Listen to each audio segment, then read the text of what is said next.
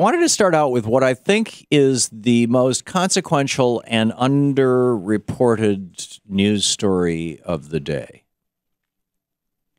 And there are a lot of different ways that this thing could be played.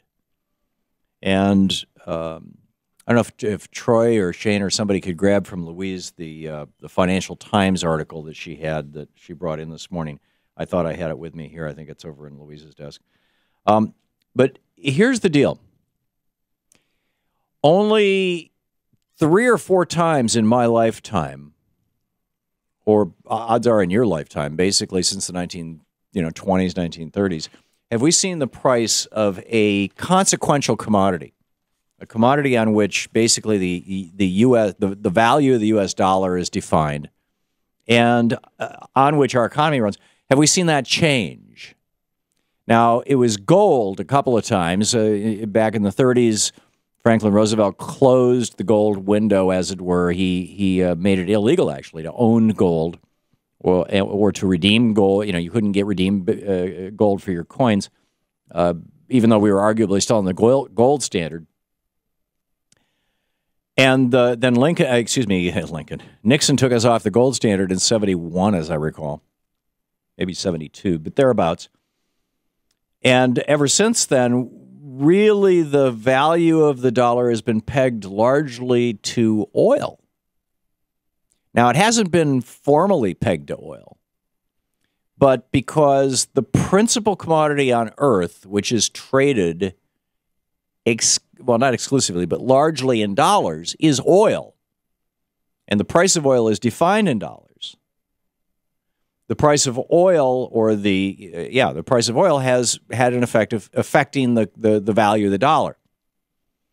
It's pretty straightforward. As the price of oil goes down, the value of the dollar goes up. As the price of oil goes up, the value of the dollar goes down. Now, the change in the value of the dollar is a really interesting thing because that has become the principal way that we do our trade policy.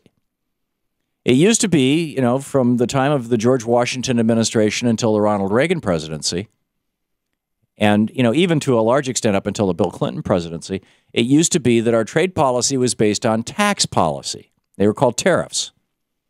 So if there was and we used these tariffs to equalize basically labor and manufacturing costs and our standard of life. So if there was, a pair of shoes made in Connecticut and there was $1 worth of labor in there and $1 worth of, environmental controls and paying local taxes and things to support the local schools and everything, then we would say, okay, that's fine. If you want to make those shoes in China, when you bring them into the country, we're going to charge $2 at the border. Make them in Mexico, we'll charge $2. There will be different prices, different tariff rates, import tariffs. But basically, what it was, the way it was created, the way it was set up, was so that nobody would get an advantage by shipping their manufacturing overseas. You ship your manufacturing overseas, the price of your labor may go down, the price of your pollution controls may go down, but your taxes go up, your tariff goes up. So the net effect is the same. So when we did away with that, when we entered this era, and Reagan began this process in a big way, but Clinton really nailed it with signing the General Agreement on Tariffs and Trades (GATT), which led to the World Trade Organization, and by signing the NAFTA, the North American Free Trade Agreement.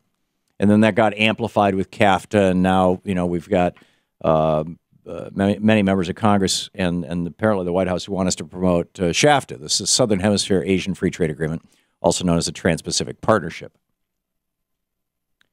So because we can't regulate the flow of trade in and out of the United States by taxes anymore, because we signed that ability away in the 1990s, finally,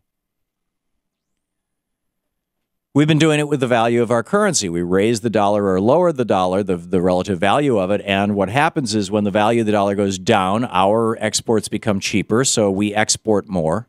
People in other countries can buy American-made things at a lower price because the dollar is worth less money. And on the other hand, the cost of imports goes up because every other currency in the world is more expensive than ours, and so we import less. So we import less, we export more. That's a good thing for our country. On the other hand, when the value of the dollar goes up, the cost of our exports goes up, the cost of our imports goes down. And so, what happens is we import more stuff, we export less stuff, and the result of that is that we have huge trade deficits. Now, but even when the dollar is low, we have huge trade deficits because, we're one of the few countries in the world that doesn't use a replacement for the tariffs, which is the value-added tax, the VAT tax. And I've explained that in some detail before, but I want to get back to this oil thing. So, oil is consequential. The price of oil is consequential in that it affects and influences the value of the dollar. And the price of oil has been going down. The value of the dollar has been going up. The price of gold has been going down relative to the dollar. Other commodities have been falling relative to the dollar. Other currencies have been falling relative to the dollar. This drop in oil prices has been huge. The price of oil has gone from over $100 a barrel to in the neighborhood of $70 a barrel. It's about a 30% drop. Now, everybody's scratching their head trying to figure out what the heck is going on here. And I am too. And I've got a couple of scenarios that I can lay out for you of possible what's going on. And, if you've got some inside information or some, educated thoughts on this, I'd love to hear them. But number one, the price of oil going down. Okay, the price of oil is set by basically three things. It's set by worldwide supply and demand. That's the smallest of the three variables. So when the world goes into a recession, the price of oil goes down because there's less demand for it. When the world economy is rip-roaring along, the price of oil goes up because there's more demand for it. Okay, supply and demand. Number two, OPEC. You've got a cartel. It's a monopoly, basically. And they decide how much oil they're going to pump, which influences worldwide supply and demand and drives prices up or down. And the largest member of OPEC is Saudi Arabia, and they've taken to acting unilaterally on their own. And they apparently are the ones who have driven the price of oil down to $70 a barrel. And then number three is speculators. Speculators control the price of oil or have an influence on the price of oil.